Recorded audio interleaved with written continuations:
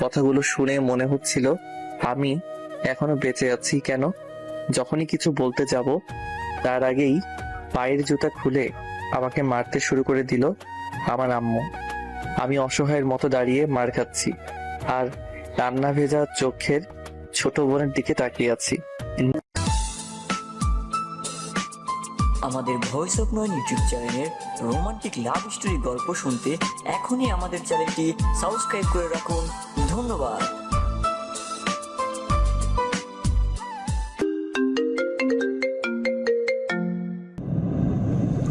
নীলু ন্যাকা কান্না করতে করতে আম্মুর কাছে আমার নামে হাজারো মিথ্যে অপবাদ দিচ্ছে।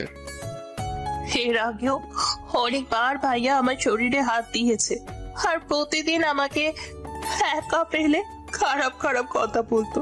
আমি কাউকে কিচ্ছু বলিনি, কারণ কেউ আমার কথা বিশ্বাস করবে না।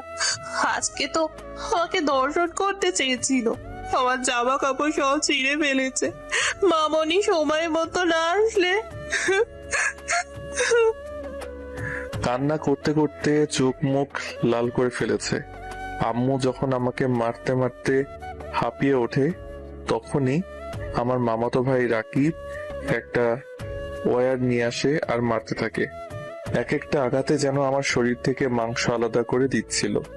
এদিকে মামনি হাজারো কটু কথা বলছে, আর একটা আঘাত করলে হয়তো মরেই যাব। তাই আগেই ওর হাত থেকে কারেন্টের ওয়্যারটা কেড়ে নিয়ে রাকিবের পায়ে আঘাত করলাম। রাকিব মাটিতে লুটিয়ে পড়ছে। মাগো মাগো বলে, দেখেছিস এটা দিয়ে আঘাত করলে কেমন লাগে? মামনি চিৎকার করে বলছে, বদমাস কুলাঙ্গার, তুই আমার ছেলেকে মারলি? তোর তো জন্মেরও ঠিক নেই। তোকে আপু এই বাসায় নিয়ে এসে নিজের ছেলের মতো বড় করেছে, তার এই প্রতিদান দিলি তুই? শুধু তোর জন্য স্বামী সংসার ত্যাগ করে বাবার বাসায় পড়ে আছে, আর তুই তারই মেয়েকে ছি। ভাবি, আর কোনো কথা বলবা না, এক্ষুনি এই বাসা থেকে বেরিয়ে যেতে বলো। আম্মু নীলুকে জড়িয়ে ধরে বসে আছে। মামনির বলা শেষ কথাগুলো বুক ছিঁড়ে কলিজায় গিয়ে লাগলো। মুখ সামলে কথা বলবেন মামনি। রাকিব, এক্ষুনি আমার চোখের সামনে থেকে সরে যেতে বল, না হলে আমি নিজেকে শেষ করে ফেলবো। আম্মু তোমরা সবাই কি বলছো, আর নীলুই বা কি বলছে আমার মাথায় কিছুই ঢুকছে না। বিশ্বাস করো আম্মু, আমি নীলুকে কিছু করিনি। আমি জানি না নীলু আমার নামে কেন এত বড় অপবাদ দিল। সবকিছু মিথ্যে আম্মু, সব মিথ্যে। আমি কিছুই করিনি আম্মু। আমি না তোমার ছেলে। তুমি কি আমাকে চেনো না? আমি কেমন? আম্মুর পায়ে জড়িয়ে ধরে নিমেষে লাথি দিয়ে ফেলে দিলেন। চুপ কর, আর একটাও কথা বলবি না। তুই আমার ছেলে নোস, পর কখনো আপন হয় না, সেটা আজকেই তুই নিজে প্রমাণ করে দিলি। ভাগ্যিস তোকে আমি জন্ম দিইনি, তুই আমার ছেলে হলে এতক্ষণে তোকে জানে মেরে ফেলতাম। আমি তোমার সন্তান, এটা কখনো মিথ্যে হতে পারে না। প্রয়োজনে আমায় মেরে ফেলো, তবুও এরকম কথা বলো না। তোকে শুধুমাত্র ছেলের পরিচয় দিয়ে বড় করেছি, আর কিছুই নয়। এখন ভালো হবে তুই আমার চোখের সামনে থেকে চলে যা। কোথায় যাব? তুমি ছাড়া আমার আর কে আছে বলো? নীলু তুই বল না সবকিছু মিথ্যে। আমি তোর সাথে কোনো খারাপ আচরণ করিনি।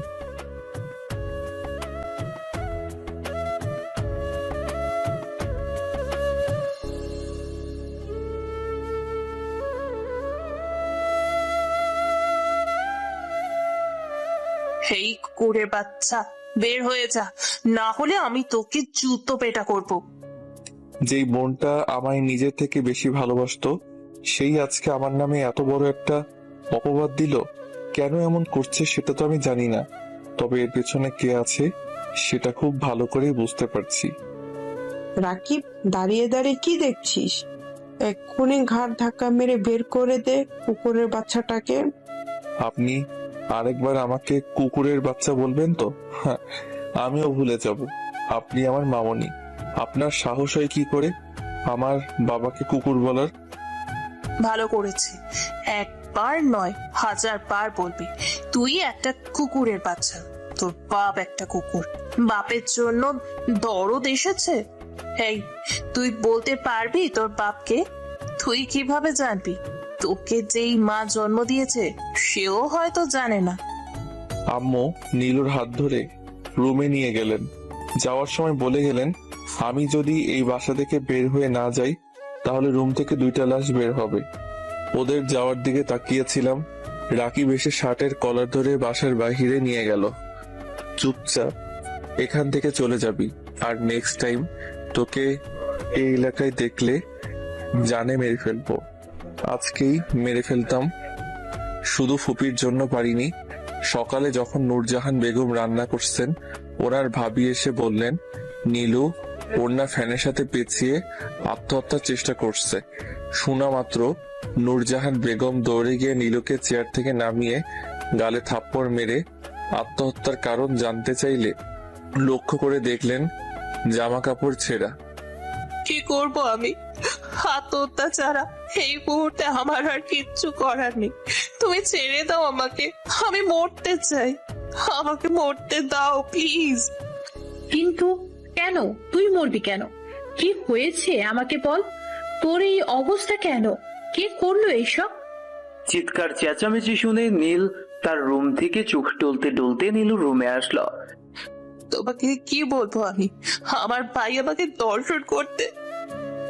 নীলু ঠাস থাপ্পড় মেরে, তোর সাহস তো কম নয়। ফাসলামি করতে করতে সীমা ছাড়িয়ে গিয়েছিস। আপু, তুমি নীলুকে কেন মারছো? নীলু যা কিছু বলেছে সব সত্যি। আমি নিজের চোখে দেখেছি। সময় মতো আমি না গেলে কি যে হতো। থাক ওইসব কথা। তুমি তো আর তোমার ছেলের নামে এইসব বিশ্বাস করবে না, তাহলে তোমাকে বলে কি হবে? চিৎকার চেঁচামেচি শুনে নীল তার রুম থেকে চোখ টলতে টলতে নীলুর রুমে আসলো। এসে দেখে নীলু কান্না করছে। আম্মু অগ্নি চোখে তার দিকে তাকিয়ে আছে। আম্মু কি হয়েছে? নীলু তুই কাঁদছিস কেন? আম্মু কি হয়েছে? আর কিছু বলার আগেই নীলু আমার শার্টের কলার চেপে ধরল। আম্মু, এই বদমাইশটা আমার সাথে খারাপ আচরণ করেছে। বাকিটা তো আপনারা জানেন। চোখের পানি মুছে হাঁটতে হাঁটতে নদীর তীরে এসে বসে আছি। কিছুক্ষণ আগের কথা ভেবে নীরব হয়ে শুধু কান্না করেই যাচ্ছি। একটা সামান্য মিথ্যে কথা আমার জীবনটা ধ্বংস করে দিল। নীলু কেন এমনটা করলো? কি ক্ষতি করেছি আমি? মামনি, সেও তো আমায় তার নিজের ছেলে থেকে বেশি ভালোবাসতো। তাহলে সে কিভাবে পারলো আমার উপর মিথ্যে বলতে? এই মুহূর্তে এসব নিয়ে আমার তেমন মাথা ব্যথা না থাকলেও এটা জেনে কষ্ট হচ্ছে যে যাদেরকে আমি আমার মা বাবা ভাবতাম তারা কেউ আমার কিছুই নয়। এটা আমি মানতে পারছি না। এসব ভাবতে ভাবতে রাত হয়ে এলো। সারাদিন নদীর তীরে বসেছিলাম। বিকেল হয়ে এসেছে, বাসার দিকে হাঁটা শুরু করলাম। আমি জানি আমার আম্মু আমাকে অসম্ভব ভালোবাসেন। আমার আম্মুর জান আমি পৃথিবীর সবকিছু একদিকে, আর আমি একদিকে। ছোটবেলায় যখন বলতাম আম্মু আব্বু কোথায় থাকেন, বাসায় আসে না কেন আম্মু? বাবাই, তোমার আব্বু বিদেশে আছেন, সময় হলে এমনিতেই চলে আসবেন। আচ্ছা আম্মু, আব্বু কি তোমার সাথে কথা বলে? আব্বু দেখতে কেমন? নীল, বেশি বক বক করো না তো। চুপচাপ থাকতে পারো না? তোমার আব্বু যখন আসবে তখন দেখে নিও তোমার আব্বু দেখতে কেমন। দেখবো। 1 বছর পর হঠাৎ করে বলেছিলেন আমার আব্বু নাকি রোড অ্যাক্সিডেন্টে মারা গিয়েছেন। বাবার সম্পর্কে এতটুকু জানি, এর চেয়ে বেশি আমার জানা নেই। বাসার মেইন দরজা খোলা দেখে ডাইরেক্ট বাসায় ঢুকে আমার রুমে চলে গেলাম। ফ্রেশ হয়ে দরজা বন্ধ করে শুয়ে আছি। আমি বাসায় আছি, কেউ হয়তো জানে না। আমিও চাই না কেউ জানুক। সবাই ঘুমিয়ে গেলে আম্মুর কাছে যাব, বলবো আমি কিছুই করিনি, সবই মিথ্যে। আমি জানি আম্মু আমার কথা বিশ্বাস করবে। এতদিন নানা ভাই বাসায় ছিলেন না, ছোট খালার বাসায় ঘুরতে গিয়েছিলেন। খবর পেয়ে বাসায় আসলেন রাত 10টায়। বাসায় চেঁচামেচি শুরু হয়েছে। আমি আড়ালে দাঁড়িয়ে আছি, পরিস্থিতি বুঝে সবার সামনে যাব। ছেলে ছেলে বলে তো মাথায় তুলে রেখেছিলে অন্যের পাপের ফলকে মানুষ করতে, বিয়ে করতে মা করে দিলে। শেষ অব্দি বিয়েটা হলো, কিন্তু কি হলো, 1 বছর যেতে না যেতেই নিজের সংসার নিজেই ভেঙে দিলে এই ছেলের জন্য। এখন সেই ছেলেই কিনা, আমার ভাবতেও মেজাজটা খারাপ হয়ে যাচ্ছে। কুত্তাটাকে এখন হাতের কাছে পেলে ওর জন্মের শিক্ষা দিয়ে দিতাম। আমি আগেও বলেছিলাম এত লাই দিও না। এখন দেখেছো এর পরিণাম কতটা ভয়াবহ। পর কখনো আপন হয় না। নানা ভাই আম্মুর উপরে রাগ ছাড়ছে। বাদ দেন তো আব্বা, বড় আপু জানতো নাকি বড় হয়ে কুলাঙ্গারটা শেষ অবধি এরকম করবে? জানলে তো কখনো এত ত্যাগ দিত না। কত কিছুই না করলেন, কি দেননি তাকে। যখন যা চেয়েছে তার চেয়েও দ্বিগুণ পেয়েছে। থাক ওইসব কথা এখন তো। আর অপদার্থটা বাসায় নেই। আপু ওনার ভুল বুঝতে পেরেছে, তাই তো ধাক্কা মেরে বের করে দিয়েছে। ওর কপাল ভালো আমার নাতনির কিছু হয়নি, না হলে খুব খারাপ কিছু হতে পারতো। আমাকে নিয়ে আলোচনা চলছে। নীলু নানা ভাইয়ের পাশে বসে আছে। মামুনি, রাকিব মাঝে মধ্যে নানা ভাইকে উস্কিয়ে দিচ্ছেন আমার বিরুদ্ধে। আম্মু চুপ করে সব শুনে যাচ্ছেন। এত কিছু শোনার পর দুইটা বিষয় আমি খুব ভালো করে বুঝতে পারলাম। আমি ছাড়া এই বাসার সবাই জানে আমাকে ছোটবেলায় কুড়িয়ে এনেছিলেন আমার মা। আমি কষ্ট পাবো বলে হয়তো কখনো জানতে দেওয়া হয়নি আমাকে। এই বাসার কেউ চাইছে না আমি এখানে থাকি। আমাকে যত দ্রুত এখান থেকে চলে যেতে হবে। খুব ভালো করেই আমাকে অপরাধী সাজানো হয়েছে। এখানে 3 জন জড়িত, মামনি, নীলু, রাকিব। শুধুমাত্র এরাই আমার নামে মিথ্যে অপবাদ দিচ্ছেন। আমি আবার আমার রুমে এসে দরজা বন্ধ করে দিলাম, জামা কাপড় গুছিয়ে নিলাম। ফোন অফ ছিল, চার্জে লাগিয়ে অন করতেই স্ক্রিনে ভেসে উঠলো, সরি নীল, আমি আর তোমার সাথে সম্পর্ক রাখতে পারবো না। আমাকে মাফ করে দিও। আর কোনোদিন আমার সাথে কন্ট্যাক্ট করার চেষ্টা করবে না। বাই। 4 বছরের রিলেশন ছোট একটা মেসেজে সব শেষ হয়ে যায় নাকি? কি জানি, মনে হয় ফান করছে আমার সাথে। আগেও অনেকবার এরকম করেছে। আমার অপরাধ জানতে পারি? দেখো নিশাত, আমি জানি তুমি আমার সাথে ফান করছো। বিশ্বাস করো, আমি এখন কোনো প্রকার ফান করার মুডে নেই। অনেক বড় একটা ঝামেলা হয়ে গিয়েছে। তুমি অনলাইনে আসলে কল দিও, আমি তোমায় সব ক্লিয়ার করে বলবো। এটা লিখে সেন্ড করে দিলাম। 5 মিনিটের মাথায় রিপ্লাই আসলো, আমি মোটেও ফান করছি না। আমি তোমার সাথে সম্পর্ক রাখতে পারবো না। So breakup. আমার অপরাধ কি সেটা জানতে পারি? কেন, তুমি জানো না তোমার অপরাধ কি? নাকি আমাকে বলতে হবে? ছি, লজ্জা শরম বলতে কিছু নেই। কিভাবে এত বড় জঘন্য একটা কাজ করতে পারলে তুমি? তোমার যদি এরকম কিছু খেয়াল ছিল তাহলে আমাকে বলতে, আমরা বিয়ে করে নিতাম। তাহলে তোমার সাথে রুমমেট করতাম। তুমি কিভাবে পারলে আপন বোনের সাথে এসব করতে? নিশাত, তুমিও শেষমেশ আমাকে ভুল বুঝলা। আমি তোমাকে ভুল বুঝিনি, যেটা সত্যি সেটা বললাম। তুমি আমার সাথে একবার দেখা করো, সবকিছু ক্লিয়ার হয়ে যাবে। বিশ্বাস করো, আমি কিছুই করিনি। এইসব জানার পরেও তুমি কিভাবে ভাবলে তোমার সাথে আমি দেখা করব? তাছাড়া আমি আর তোমার মুখটাও দেখতে চাই না। তোমার নাম শুনলেই না কেমন যেন মনের ভেতরে ঘৃণা কাজ করে। আজ থেকে আমাদের সম্পর্ক এখানেই শেষ। সবাই তো ছেড়ে চলে গিয়েছে, তাহলে তুমি থাকবা কেন? তুমিও চলে যাও। বাই দ্য ওয়ে, দোয়া করি সবসময় ভালো থেকো। মেসেজটা সিন হওয়ার পরপরই হোয়াটসঅ্যাপে ব্লক দিল। নাম্বারটাও ব্লক লিস্টে রেখে দিল। বাসা থেকে যাওয়ার আগে আম্মুর সাথে দেখা করেছিলাম। উনি বলেছেন আমার মুখ না দেখাতে। আমার জন্য ওনার জীবনের অনেক কিছু হারিয়েছেন, এখন আর কোনো কিছুই হারাতে চান না। আম্মুর পায়ে জড়িয়ে ধরে বলেছিলাম, বিশ্বাস করো আম্মু, আমি কোনো কিছুই করিনি। আমার একটা কথাও বিশ্বাস করেননি তিনি। বাসার অন্য কেউ দেখার আগে চুপচাপ বাসা থেকে বের হয়ে যাবি। আমি তোর কেউ নয়।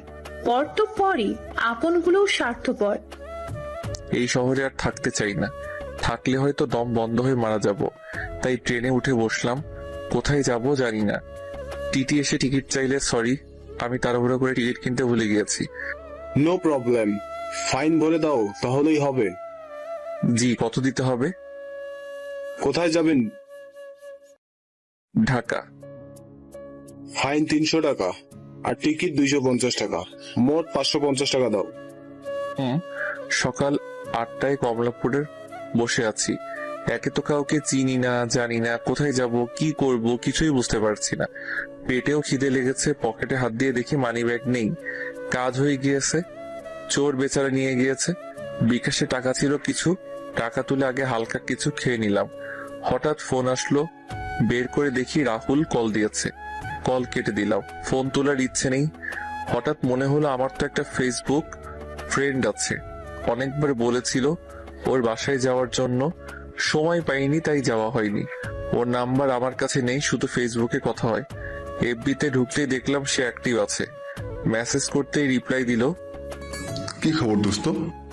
এই তো ভালো, তুই? ভালো। তুই একটু ঢাকায় আসতে পারবি? কেন? আর আমি তো ঢাকায় আছি, মামার বাসায় এসেছি। তাহলে ভালোই হলো, তুই অনেক দিন হলো বলছিস তোর বাসায় যেতে, তাই আজকে না জানিয়ে চলে আসলাম। নিয়ে যাবি তো তোর বাসায়? কি বলছিস দোস্ত, তুই ফান করছিস না তো? আরে আজিব তো, এই দেখ সেলফি তুলে দিলাম, কমলাপুর আছি। থ্যাংক ইউ বন্ধু, তুই ওখানে থাক, আমি সাইনবোর্ডে আছি, এক্ষুনি আসছি। আর হ্যাঁ, তুই 2টা নোয়াখালীর টিকিট কিনে রাখ।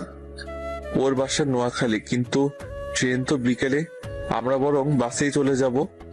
না মামা, ট্রেনে যাবো, সারাদিন তোকে নিয়ে ঘুরবো আর বিকেলে বাসে যাবো। মামা, আমার ঘোরাঘুরি করার মুড নেই, তুই প্লিজ আমাকে নিয়ে তোর বাসায় চল, খুব ক্লান্ত লাগছে। আর কি বলছিস দোস্ত, আমার সাথে চল, মুড না থাকলে এমনি চলে আসবে। জোর করে নিয়ে গেল ওর মামার বাসায়। চল কাপড় চেঞ্জ কর, ঘুরতে যাব। আর হ্যাঁ, ট্রেন কটায়? 7:40। কিন্তু এখন কোথায় যাবি? আরে মামা, আমি ঢাকা এসেছি গার্লফ্রেন্ডের সাথে দেখা করতে, দেখা না করে চলে যাব নাকি? ঠিক আছে তুই যা, আমি একটু ঘুমাই, আমার শরীর খারাপ, প্লিজ দোস্ত। ওকে, তোর ইচ্ছে, যা ফ্রেশ হয়ে আয়, কিছু খেয়ে নেবো দুজনে। আমি এখন খাবো না, তুই দেখা করে আয়, তারপর একসাথে খাবো, প্লিজ বোঝার চেষ্টা কর। রিফাত চলে গেলে Okay, bye. রুমে শুয়ে আছে, এবার সুবাস করছে কিন্তু কিছুতেই চোখে ঘুম আসছে না। বারবার কালকের কথাগুলো মনে পড়ে যাচ্ছে। উপরে থাকা ফ্যানের দিকে তাকিয়ে আছে, চোখ থেকে অনন্ত পানি ঝরছে। নিশা তো আমাকে বুঝলো, সেও সবার মতো মিথ্যেটাকে বিশ্বাস করে আমাকে দূরে ঠেলে দিল। না চাইতেও নিশাতের ফোনে মেসেজ দিলাম। আসার সময় নতুন সিম কিনেছি, মেসেজের উত্তর না পেয়ে কল দিলাম। একবার দুইবার রিং হবার পর, হ্যালো, কে বলছেন? নিশাত, আমি নীল। কেন ফোন দিয়েছো? কি বলবে তাড়াতাড়ি বলো। বিরক্ত হচ্ছ কেন? আচ্ছা 5 মিনিট কথা বলা যাবে? সরি, 5 মিনিট কেন? কোনো ধর্ষকের সাথে আমি 5 সেকেন্ডও কথা বলতে পারবো না, ভাই। 4 বছরে এতটুকু চিনতে পারলে আমাকে, সবার মতো তুমিও আমাকে অবিশ্বাস করছো। অন্য কেউ বললে হয়তো বিশ্বাস করতাম না, কিন্তু তোমার ফ্যামিলি থেকে তোমার বোন নীলু নিজে ফোন দিয়ে আমাকে বলছে, সাথে এটাও বলছে তুমি এই পরিবারের কেউ নয়, তোমার বাড়ি নেই, ঘর নেই, মা বাবাও নেই, এমনকি তোমার নাকি জন্মের নেই। আর একটা কথা বললে, নীল কি জিনিস সেটা তুমি হাড়ে হাড়ে বুঝতে পারবে। তুমি কি জানো আমার বিষয়ে? নীলু বাচ্চা মেয়ে, তাই কি সব বলে দিয়েছে, তাই বলে তুমি এই কথাগুলো বলবা, সেটা আমি মেনে নিব না। রেগে আগুন হয়ে আছে।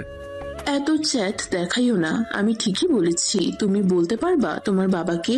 পারবে না। যাদের পরিচয়ে তুমি এত এগিয়ে এসেছো না, তারাও আজকে তোমার পেছনে নেই, কারণ তুমি একটা বিশ্বাসঘাতক ধর্ষক। ভালোই হয়েছে তোমার আসল চেহারাটা আমি আগে থেকেই জানতে পেরেছি, না হলে পরে আমার অনেক বড় ক্ষতি হতে পারতো। আমি যে কাজটা করিনি, সবাই যেভাবে আজকে আমার উপরে মিথ্যে অভিযোগ তুলে ধরলে না, সেটা একদিন মিথ্যে প্রমাণিত হবে। বিশেষ করে সেদিন তুমি আফসোস করবে, সেদিন ফিরে পেতে চাইবে আমাকে। ওই ওই চুপ, কি বলছিস এসব? রাখ তোর ফালতু কথা, এসব ফালতু কথা শোনার টাইম নাই। বিকেলে রিফাত আসলে ফ্রেশ হয়ে নোয়াখালীর উদ্দেশ্যে বেরিয়ে গেলাম। রাতেই পৌঁছে গেলাম নোয়াখালীর সোনাইমুড়িতে। ওদের বাসায় গেলাম, ওর বাবা মা জিজ্ঞেস করেছিলেন আমার পরিচয়। ও আমার ফ্রেন্ড, সিলেট থেকে ঘুরতে এসেছে, কিছুদিন থাকবে আমাদের বাসায়।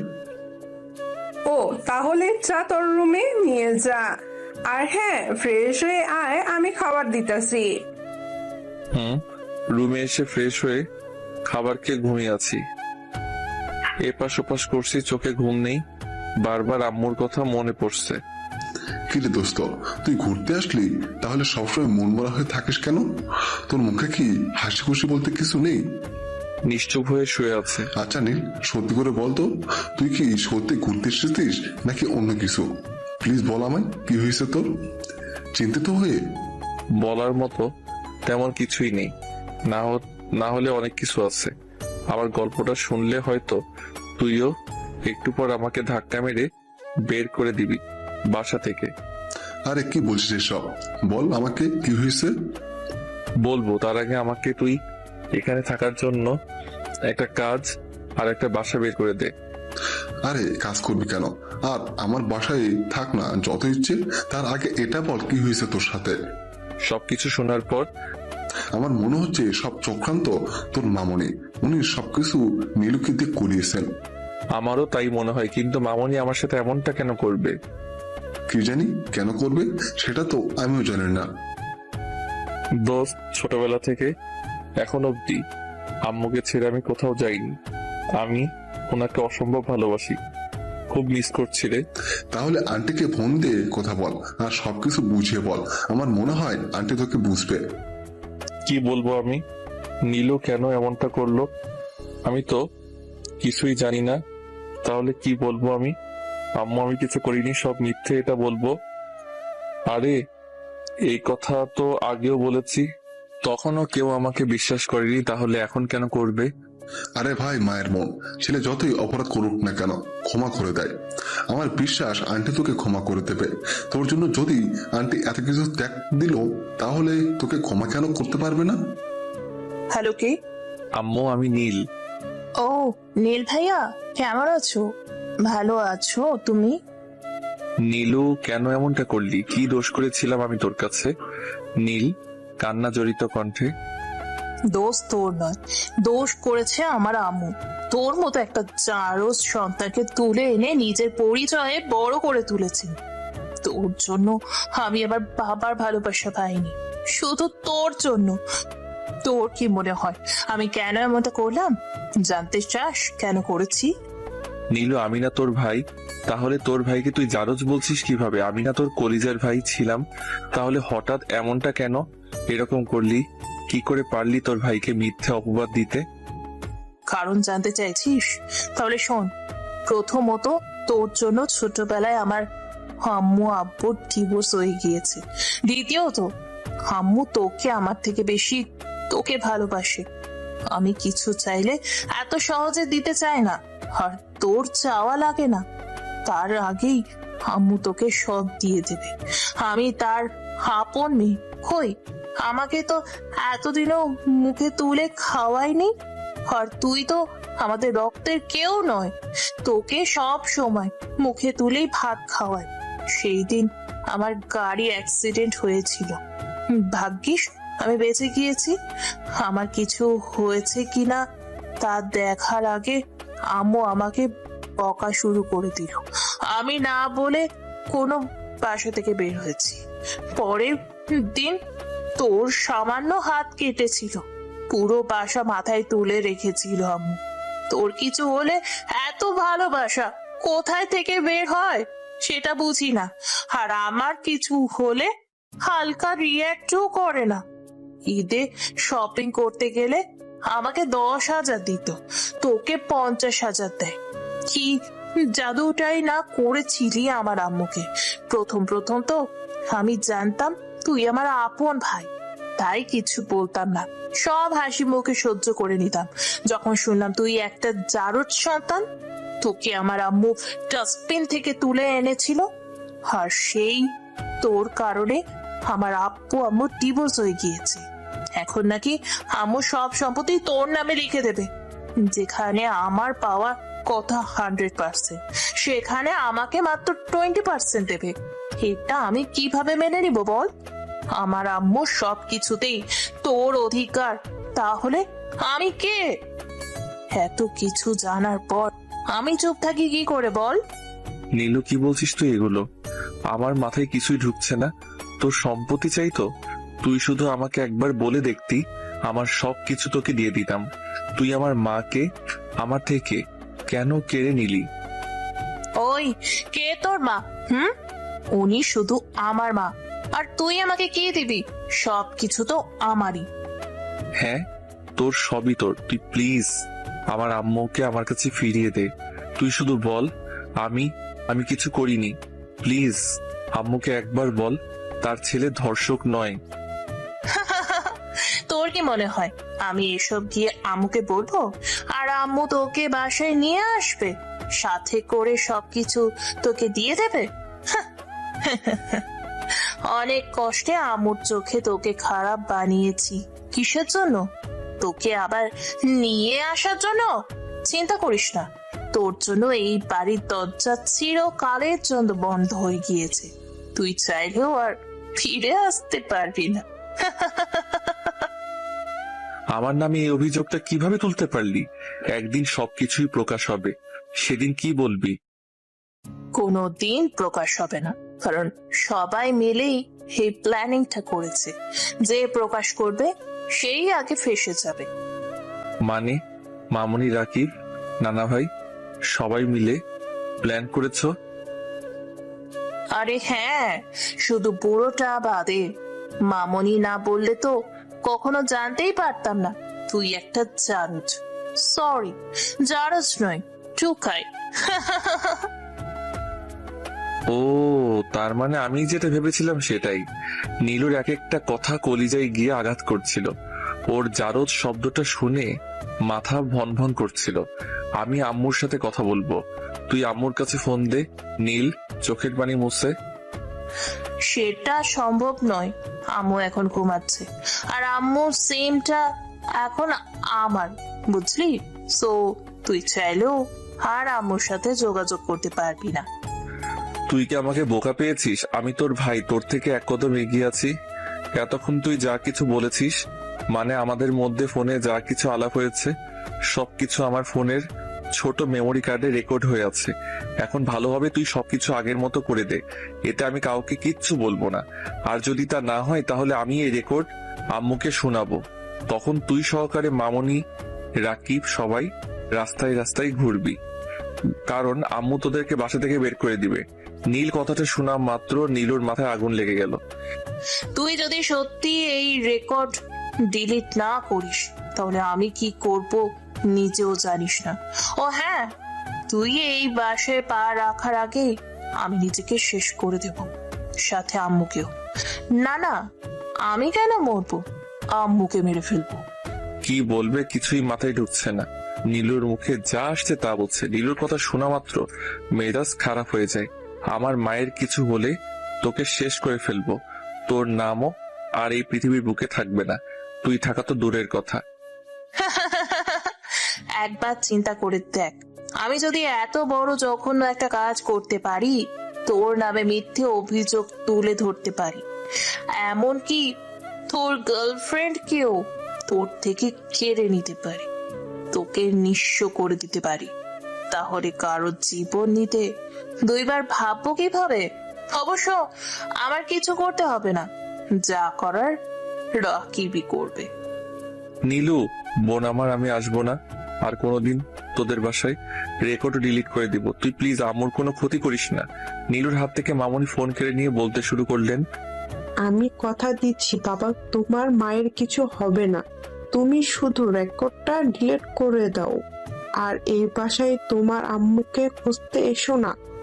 আর যদি আসো তাহলে আমরাও তোমাদের কথা রাখতে পারবো না। হ্যাঁ, ভালো থেকো। ফোন কেটে বালিশে মুখ গুজে কান্না করছে নীল। পাশে থেকে রিফাত মাথায় হাত বুলিয়ে কান্না করতে মানা করছে। কি বলে সান্ত্বনা দিবে ভাষা খুঁজে পাচ্ছে না।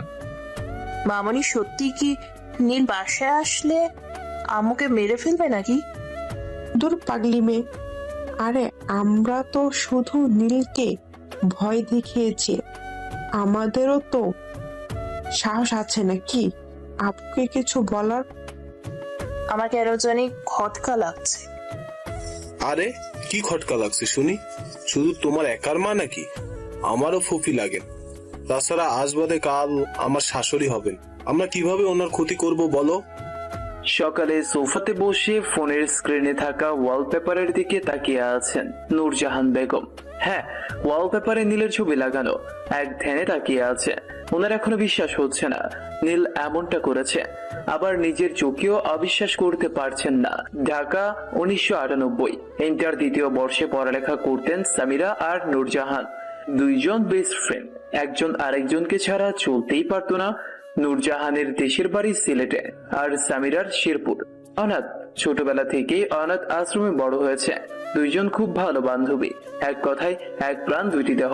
পড়াশোনাও খুব ভালো ছিল দুইজন। প্রতিদিনের মতো আজকেও কলেজে যাচ্ছে দুইজন। হঠাৎ করে একটা ছেলে এসে রাস্তা আটকে সামনে দাঁড়িয়ে যায়।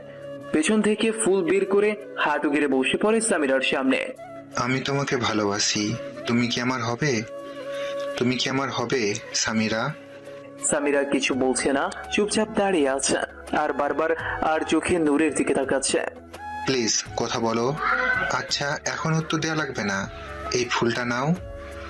সামিরা এইবার চোখগুলো ছোট ছোট করে নূরের দিকে তাকায়। নূর ইশারায় বলে ফুলটা নিতে। সামিরা নূরের কথা মতো ফুলটা হাতে নিয়ে পাশ কাটিয়ে চলে যায়। রাতে ঘুমানোর আগে, নূর ছেলেটা কে? আগে তো কখনো দেখিনি। তাছাড়া হুটহাট কি বললো? আমার তো সবকিছু মাথার উপর দিয়ে গেল। আরে, ওর নাম জিশান, আমাদের ক্লাসমেট, নতুন ভর্তি হয়েছে।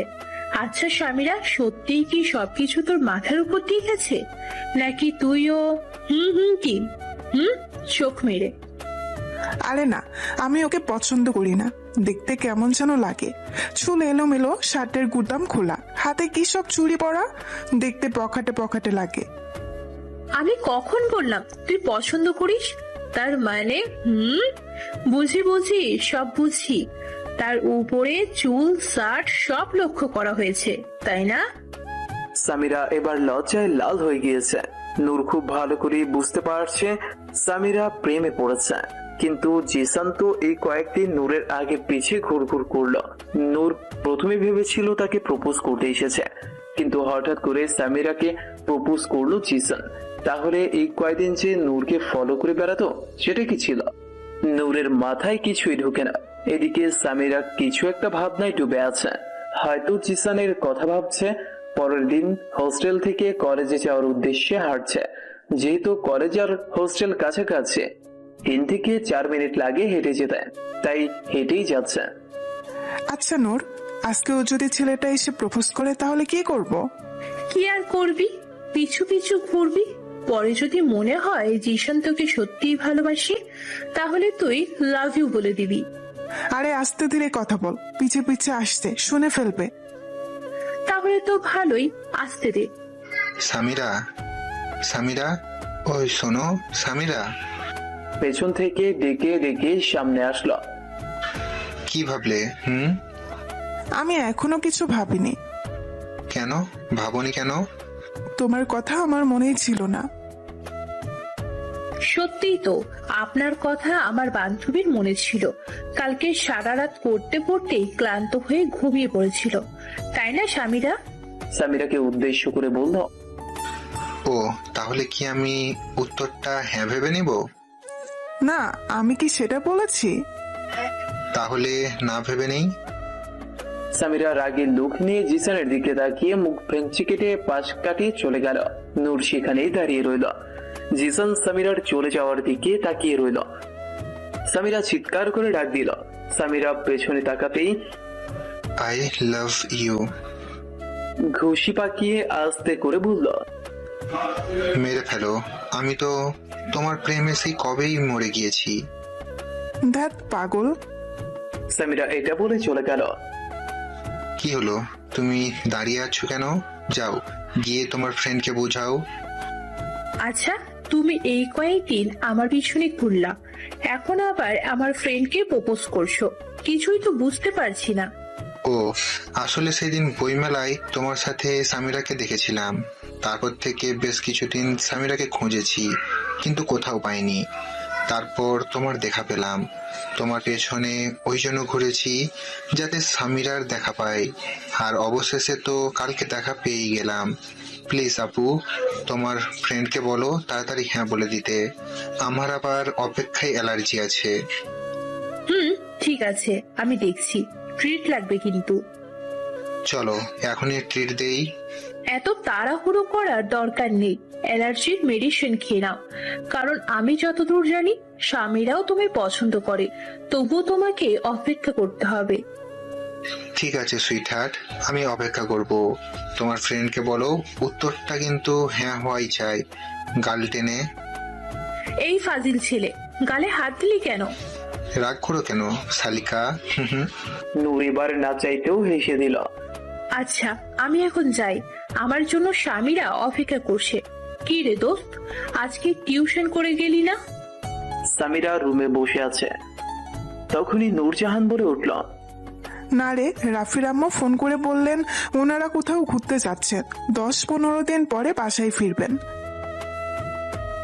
এত খুশির খবর, এই কয়েকদিন জমিয়ে আড্ডা দেব, তা না তুই মুখ বাঁকা করে বসে আছিস। তোর মাথা আড্ডা দিব। মাস হয়ে গিয়েছে ওনারা বেতন না দিয়ে চলে গিয়েছেন। এদিকে আমার হাতের টাকাও শেষের দিকে, তার উপরে রুম ভাড়া, খাওয়ার বিল সব একসাথে এসেছে। নূর কিছুক্ষণ সামিরার দিকে ভ্রু কুচকে তাকিয়ে হঠাৎ কি যেন খুঁজতে লাগলো। তুই আবার কি খুঁজছিস? আমার লম্বা কলমটা কোথায় রেখেছি খুঁজে পাচ্ছি না, তুই দেখেছিস? আরে হ্যাঁ, ওটা তো বালিশের নিচে। নূর কলমটা বের করে সামিরার পায়ে আঘাত করলো আস্তে করে। আও, এই মাছিস কেন? নূর কি করছিস? আও। তো কি করব বল? তোকে গত 3 বছর থেকে বলে আসি, মনে আছে? আমার সবকিছুই তোর। আমার ব্যাগে সবসময় টাকা থাকে, তোর যখন যত টাকা লাগে নিয়ে নিবি। তাও যদি না পারিস একবার বলিস আমাকে। কিন্তু তুই তো নবাবের বেটি, তুই নিবি কেন? আর যদি কোনোদিনও এই বিষয় নিয়ে টেনশন করিস তাহলে মেরে ফেলবো। নূর রেগে আগুন হয়ে আছে। সরি। তোর কি মনে হয় রুম ভাড়া এইসব খাওয়ার টাকা এখনো বাকি আছে? আরে কালকে রাতেই আমি সব ক্লিয়ার করে দিয়েছি।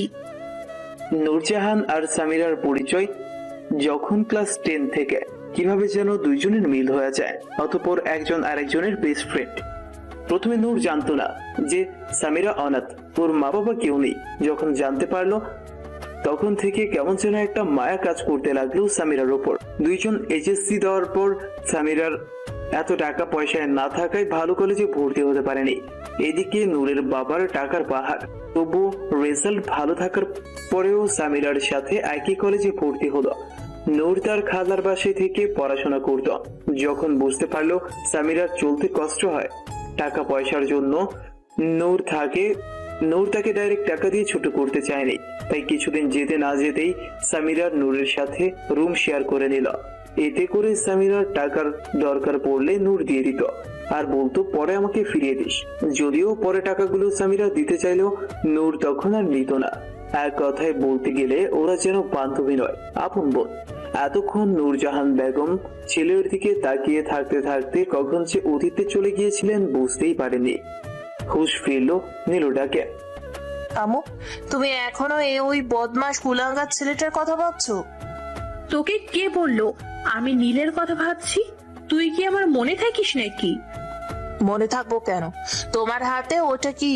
নীলের ছবি মোবাইলে দেখে তো হারিয়ে গিয়েছিলে। আমি এতক্ষণ যাব তোমাকে ডেকে যাচ্ছি, তুমি শুনছই না? ফুপি, তুমি এত কিছুর পরেও কিভাবে ওর ছবিগুলো মোবাইলে রাখতে পারো? নীলু, ছবি ডিলিট করে দে। নীলু ফোনটা নিয়ে সব পিক ডিলিট করে আবার মোবাইল নূরজাহান বেগমের হাতে ধরিয়ে দিল।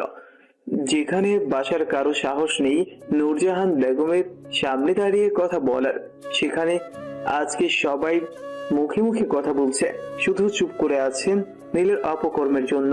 বিকেলে ছাদে হাফ গেঞ্জি পরে বসে আছে নীল। আকাশ পানে তাকিয়ে আছে, হয়তো দিনের বেলায় চাঁদ দেখতে পাচ্ছে।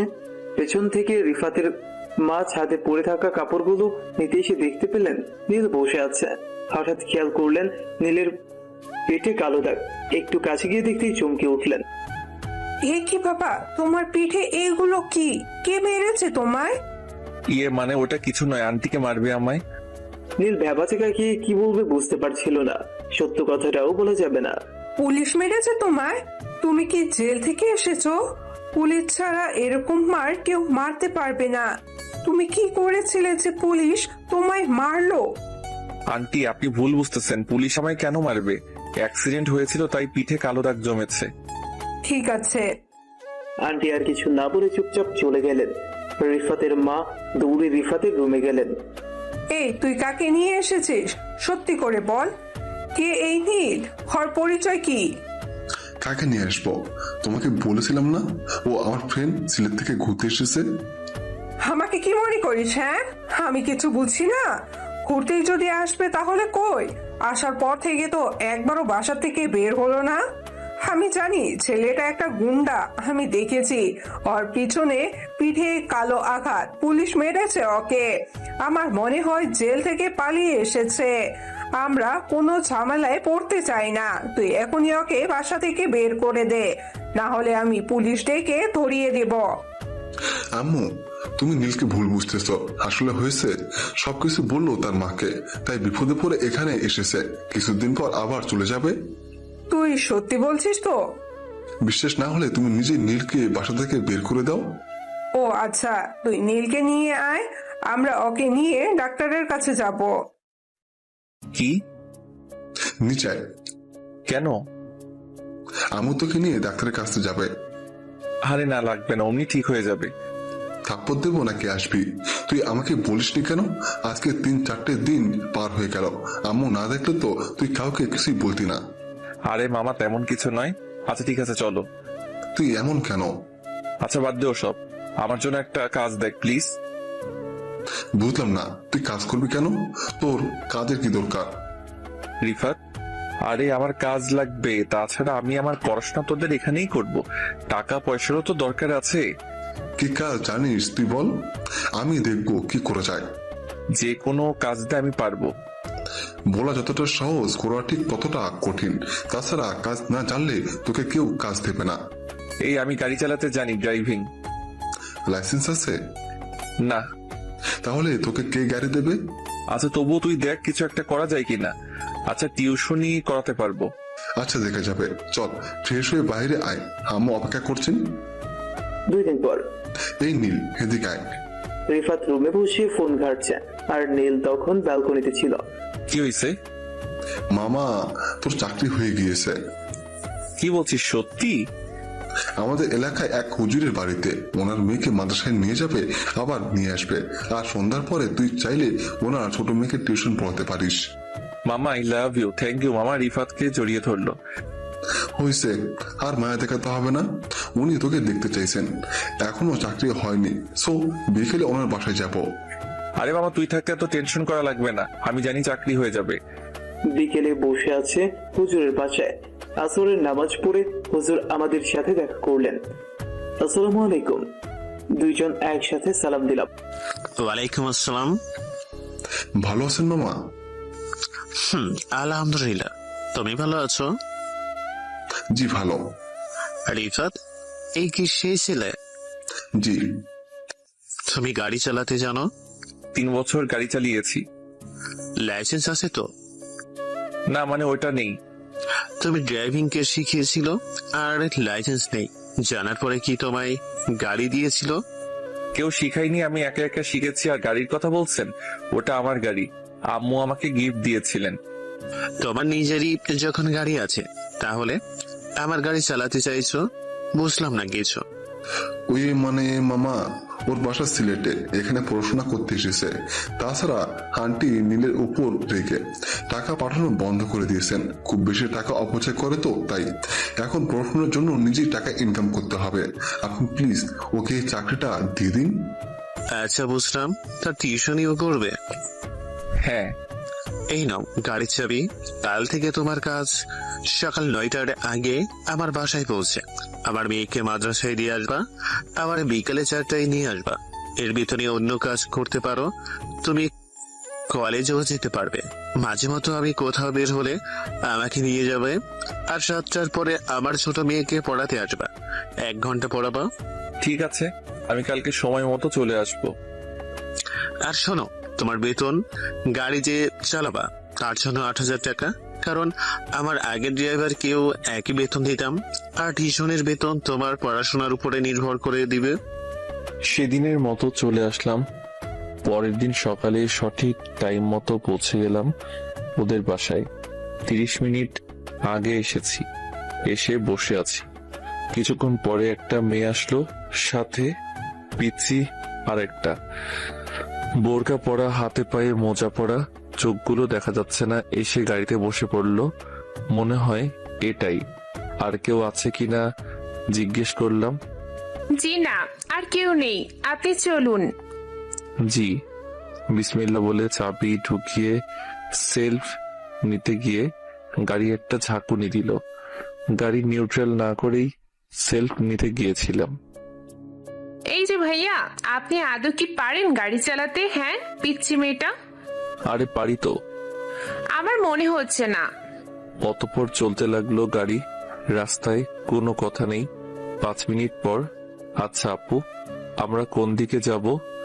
কোন দিকে যাবেন মনে? আপনি মাদ্রাসায় যাবেন? বড়টা তো কোনো কথাই বলছে না। আমিও সেটা বলছি। মাদ্রাসা কোন দিকে আমি তো জানি না, একদিন দেখিয়ে দিলেই হবে। আমিও তো জানি না, পিচ্ছি রেগে কথাটা বললো। ঠিক আছে বড় আপু, আপনি কোনো কথা বলছে না, আপনি হয়তো জানেন, বলুন না প্লিজ, আজকে দেখিয়ে দিলেই হবে। আপনি সোজা যেতে থাকুন, পয়েন্টে গিয়ে ডান দিকে ঢুকবেন। এখন কোন দিকে যাব? আবার ডান দিকে যান, সামনে মাদ্রাসা। বিকেলে ওদেরকে বাসায় পৌঁছে দিয়ে আমি রিফাতের বাসায় চলে আসলাম। ফ্রেশ হয়ে রিফাতের সাথে আড্ডা দিয়ে 7টার আগে আবার ওদের বাসায় চলে গেলাম পিচ্ছি মেয়েটাকে পড়াতে। ও সরি, ওর নাম সুমাইয়া তাবাসসুম তুবা। আচ্ছা স্যার, আপনার নাম কি? তুবাকে পড়াচ্ছিলাম, হঠাৎ করে প্রশ্নটা করে বসলো। জি, আমার নাম নীল। শুধুই নীল, লাল নয়? মানে? মানে আপনার নাম শুধুই কি নীল? নীল আগে পিছিয়ে কিছু নেই। অব্র মাহমুদ নীল। খুব সুন্দর তো নামটা আপনার। আচ্ছা, আপনার ফ্যামিলিতে কে আছেন? তুমি এত প্রশ্ন না করে পড়ায় মন দাও, ভালো হবে। আপনি এমন কেন চুপচাপ গাল ফুলে বসে থাকেন সব সময়? আরে কি বলছো এসব? আমি মোটেও এরকম নই। আচ্ছা তুমি তো ক্লাস 5-এ পড়ো, তোমার আপু কোন ক্লাসে পড়েন? আরে হ্যালো, আমার আপু পড়ে না, পড়ে টিচার। ও দেখলেও তো বোঝা যায় না। ঠিক আছে তুমি পড়ো। এভাবেই বেশ কিছুদিন চলে যায়। এর মধ্যে নীল তুবার সাথে ফ্রি হয়ে যায়, ভাই বোনের মতো কথা বলে। সকালে যাওয়ার সময় তুবা নীলের পাশে বসে আড্ডা দিতে দিতে যায়। কত ধরনের কথা হয় ওদের মধ্যে। পেছন থেকে তনু মেয়েটা দর্শকদের মতো সবকিছু দেখে যায়। আজকেও সে একই অবস্থা। আচ্ছা নীল ভাইয়া, তুমি সত্যি একটা পচা লোক। কেন কেন? আমি আবার কি করলাম? কি করনি সেটা বলো। যতবার তোমাকে তোমার ফ্যামিলি সম্পর্কে জিজ্ঞেস করলাম ঠিক ততবারই এড়িয়ে যাও, কেন বলো তো? ফ্যামিলির কথা শুনতেই মন খারাপ হয়ে যায় নীলের। কি বলবে নীল, আমার ফ্যামিলি আছে, কিন্তু ওর ফ্যামিলির কেউ তো এখন আর তার সাথে নেই। রাস্তার ছেলেকে আবার রাস্তায় ফেলে দিয়েছেন। কি বলবে তুবাকে কিছুই বুঝতে পারে না, তাই তো চুপ করে আছে। কি হলো ভাইয়া, কিছু বলছো না?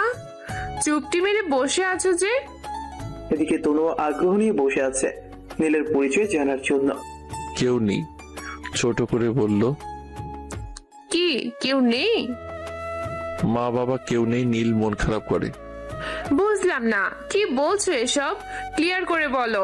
আব্বু তো বললো তোমার মা আছেন, ফ্যামিলি আছে। শুরু থেকে আমার কেউ নেই। খানিকের জন্য একটা ফ্যামিলি পেয়েছিলাম, সেটাও আর নেই। আমি শূন্য থেকে শূন্য রয়ে গেলাম। ও সরি, কিন্তু এখন তোমার সেই ফ্যামিলি কোথায়? তোমার চুপ কর। আমি কি শুরু থেকে জানতে পারি কি হয়েছিল আপনার সাথে? শূন্য রয়ে গেলেন মানে? এগুলো একটু ক্লিয়ার করে বলেন। তনুর কথায় নীল কিছুটা অবাক হয়।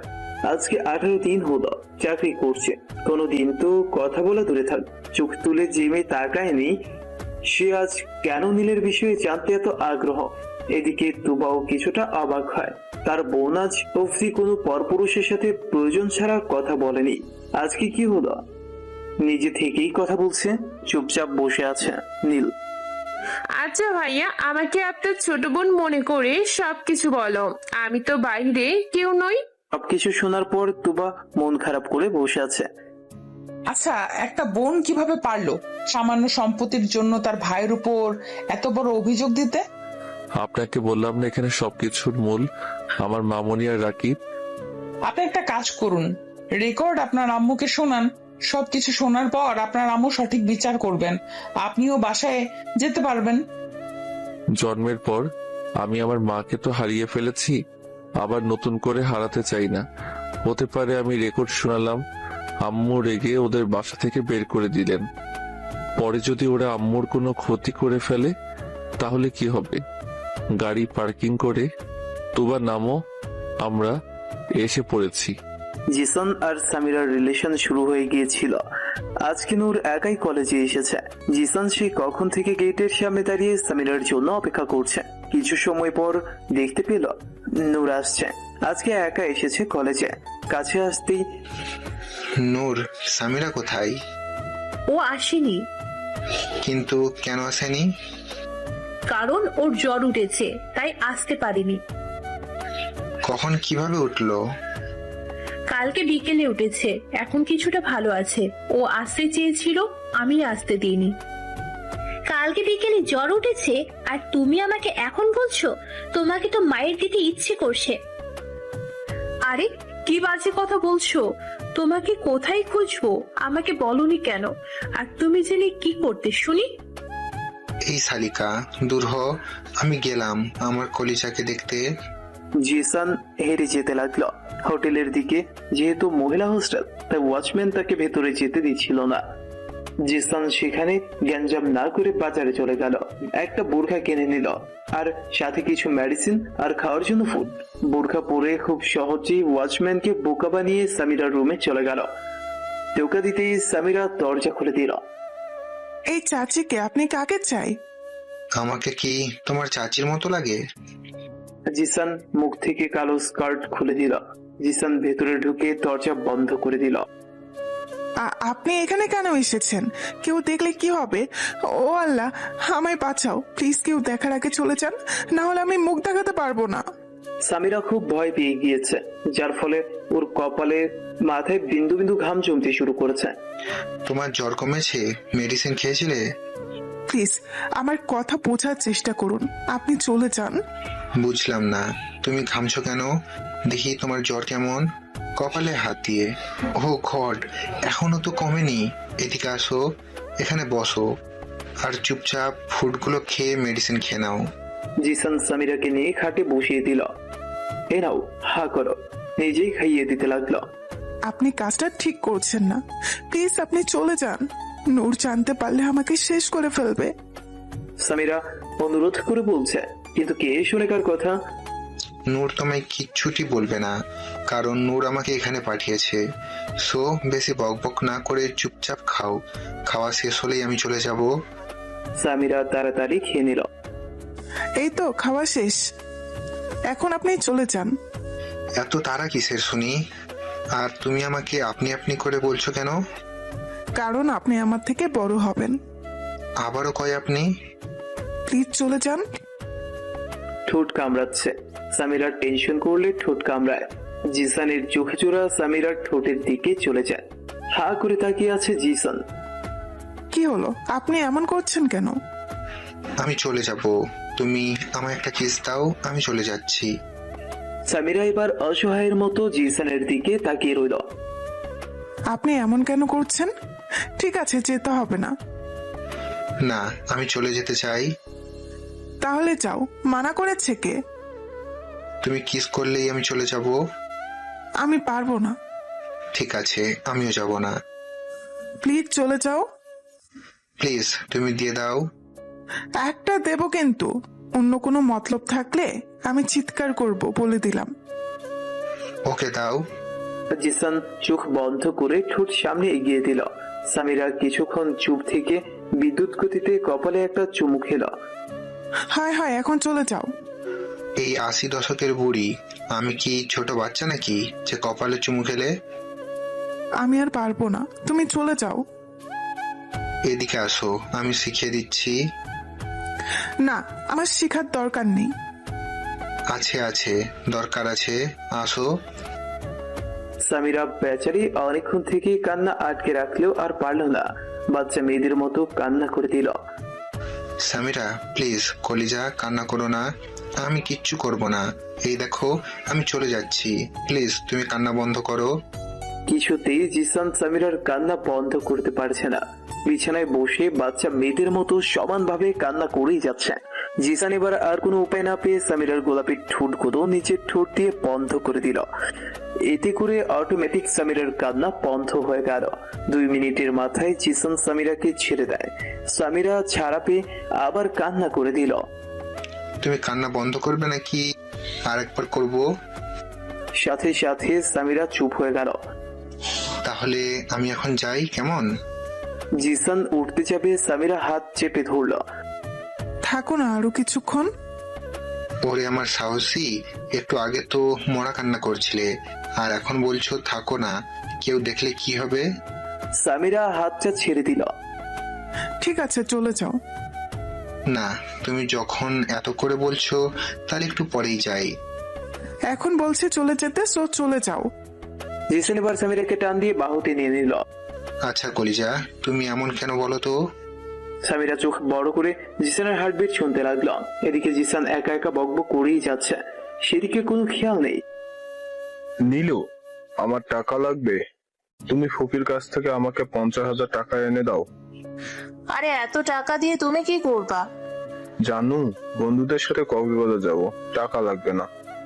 তাহলে তুমি চেয়ে নাও আমার কাছে, আমাকে কেন বলছো? জানু, কি বলছো এসব? আমি পারলে তোমাকে বলতাম নাকি? আমি নিজেই ফুপির কাছ থেকে নিয়ে নিতাম। ঠিক আছে, আমি দেখছি কি করা যায়। আম্মু, আমার কিছু টাকা লাগবে। ডয়ারে আছে, নিয়ে নে। ডয়ারে মাত্র 5,000 টাকা, এই টাকায় আমার হবে না। কত লাগবে শুনি? 50,000 লাগবে। এত অল্প টাকা দিয়ে কি করবি? চেকবুক নিয়ে আয়, 5 লাখ টাকা দিয়ে দিচ্ছি। বুঝলাম না, তুমি এমন করছো কেন? যা আছে সব তো আমারই, তাহলে 50,000 টাকা দিতে তুমি এমন করছো কেন? আমি তোকে আর 1 টাকাও দেব না। 5,000 নিলে নে, না হলে রেখে যা। আমাকে 50,000 দিতে তুমি প্যাচাল করছো?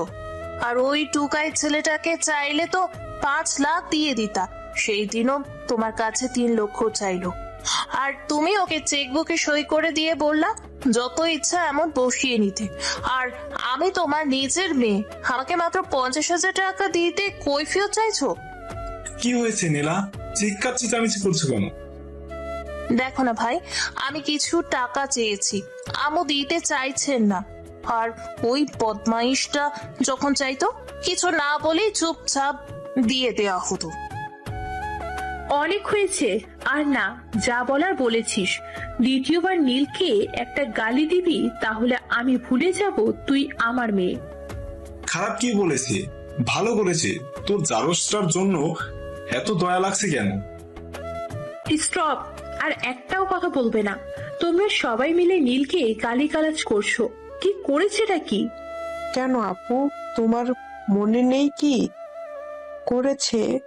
বেদব ছেলেটা আমাদের নীলুর ইজ্জত হাত দিতে চাচ্ছিল, আর তুমি তারও হয়ে কথা বলছো? কিসের কি বলছো? আমার নীল আমাকে কখনো মিথ্যে কথা বলেনি, কোনোদিনও না। আমি ভুল করেছি সেদিন নীলের কথা অবিশ্বাস করে। আমার নীল এত বড় খারাপ কাজ করতেই পারে না। আমার কেন জানি মনে হচ্ছে সবকিছু সাজানো নাটক ছিল। আপু, কোনো কিছুই নাটক ছিল না। আমি নিজের চোখে দেখেছি। আমাকে দেখে নীল পালিয়ে গিয়েছিল, পরে ঘুম থেকে উঠে এমন হাবভাব করলো যেন কিছুই জানে না। আমি এতটাও বোকা নই। আমি খেয়াল করেছি নীল বাসা থেকে যাওয়ার পর সবাই এমন ভাবে চলাফেরা করেছো যেন কিছুই হয়নি। যদি সত্যি নীল নীলার সাথে অসভ্যতামি করত, তাহলে নীল চলে যাওয়ার পরে থেকে এতটা খুশি থাকতে পারতো না। কারণ তার সাথে যেটা হয়েছিল সেটা ডিপ্রেশনে চলে যেত, না হলে কয়েকদিন মন মরা হয়ে বসে থাকতো। একটা মেয়ের সাথে যখন এরকম একটা অঘটন ঘটে, তখন একটা মেয়ের কোন পরিস্থিতিতে দিন কাটায় সেটা আমি খুব ভালো করেই জানি। আর এদিকে আমার মেয়ে নীল চলে যাওয়ার পর দিন শপিং করতে গিয়ে সিনেমা দেখে, শপিং করে রাতে বাসা ফিরছে। এতে করে বোঝা যায় সবকিছু নাটক ছিল, সবকিছু সাজানো নাটক ছিল, শুধুমাত্র নীলকে বাসা থেকে বের করে দেওয়ার একটা ফাঁদ। আর এই নাটকে অভিনয়টা খুব ভালো করেই করেছিলে তোমরা, বিশেষ করে আমার ভাবি। তুমি তো ফাটিয়ে দিয়েছো, তোমার অভিনয়ের কোনো জবাব নেই। নীলার মা, তুই কি বলতে চাস? তাহলে নীলা আর বোমা নাটক করেছে? কিন্তু কেন? ওরা কেন এমনটা করবে শুনি? নীলার তো কলিজার ভাই ছিল। তাছাড়া বোমাও কোনোদিন নীলাকে অন্য চোখে দেখেনি, নিজের ছেলের থেকেও বেশি আদর করত। ওই নীল হারামজাদা একটা 2 পয়সার ছেলের জন্য শুধু শুধু ভুল বুঝেছিস বোমাকে। বাবা প্লিজ, আমি শেষবারের মতো বলছি, নীলকে নিয়ে আর একটা বাজে কথা শুনতে চাই না। জানো, তোমাদের মতো একটা খারাপ দিক আছে, আর সেটা হলো কেউ যদি তোমাদের উপকার করে, তোমরা খুব দ্রুত সেটা ভুলে যাও।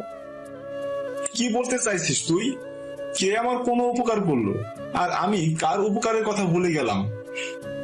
বাবা, 2000 সালের কথা মনে আছে? সেদিনের কথা যখন আইসিইউতে মৃত্যুর পথে যাত্রী ছিলাম। আমি ঢাকা থেকে বেড়াতে এসেছিলাম, এসেই আমি অসুস্থ হয়ে পড়ি। ডক্টর বলেছিল আমার 2টা কিডনি খারাপ হয়ে গিয়েছে। 1 সপ্তাহের ভিতরে যে করেই হোক একটা কিডনি হলেও আমাকে দিতে হবে, না হলে আমাকে বাঁচানো সম্ভব নয়। সেদিন তুমি পাগল হয়ে গিয়েছিলে, এদিকে সেদিকে ছুটে বেরিয়েছিলে, কিন্তু কোথাও একটা কিডনি পাওয়া যায়নি। অবশেষে পত্রিকায় বিজ্ঞাপন দিয়েছিলে একটা কিডনি দিতে পারলে তুমি 1 কোটি টাকা দেবে। তবুও কোথাও কিডনি পাওয়া যায়নি।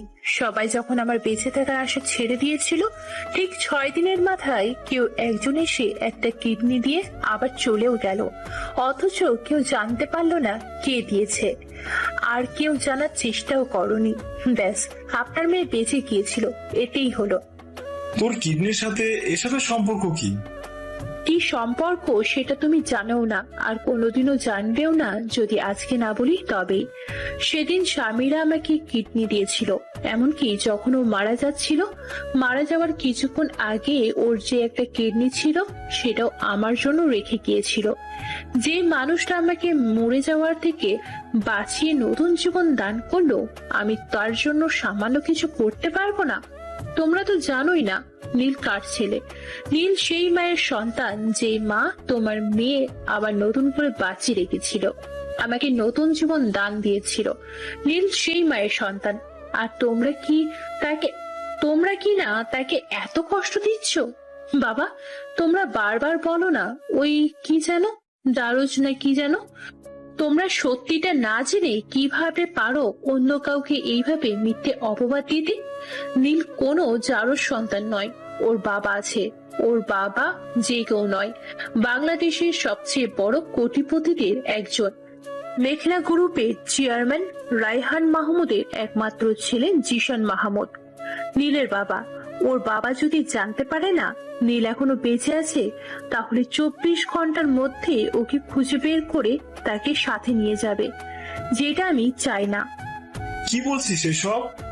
নীল ও রাকিব মামুনি কেউই কোনো কথা বলছেন না, সবাই দাঁড়িয়ে চুপচাপ শুনছে। আমি শুরুতেই ভুল বলেছি সত্যটা গোপন রেখে, এই জন্যই বলিনি নীল শুনলে কষ্ট পাবে। 2000 সালের শুরুতে সরকারিভাবে স্কুল কলেজ সবই বন্ধ।